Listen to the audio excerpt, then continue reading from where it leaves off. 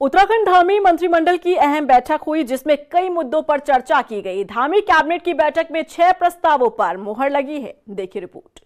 CM Pushkar Singh Dhami की अध्यक्षता में आज महत्वपूर्ण कैबिनेट की बैठक हुई। इस बैठक में कई अहम मुद्दों पर चर्चा हुई और इसके बाद 6 प्रस्तावों पर मुहर लगाई गई।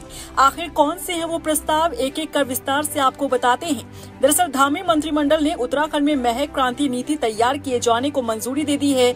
राज्य में लंबे समय से महक क्रांति नीति तैयार करने की चर्चा चल रही थी। हाल ही में सघन पौधा केंद्र की ओर से टिम्बरों से परफ्यूम भी तैयार किया गया, जो प्रधानमंत्री नरेंद्र मोदी को काफी पसंद आया था। ऐसे में उत्तराखंड सरकार प्रदेश में सघन फसलों के उत्पादन को बढ़ाने और इसके इस्तेमाल को बढ़ाए जाने पर जोर देना चाहती है।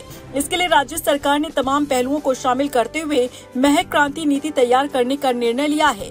महक क्रांति नीति के पहले चरण में अगले 10 साल यानी 2026 से 2036 तक के सशक्त उत्तराखंड के संकल्प को पूरा करने के लिए तैयार किया जाएगा। यही नहीं, उत्तराखंड राज्य में सघन खेती को बढ़ावा देने के लिए अच्छी खासी सब्सिडी का भी प्रावधान किया जाएगा।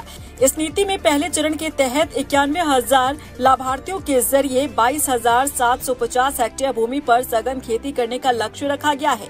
इस नीति के तहत किसानों को कम से कम 1 हेक्टेयर भूमि पर 80% की सब्सिडी और 1 हेक्टेयर से अधिक की भूमि पर सघन खेती करने पर 50% की सब्सिडी दी जाएगी।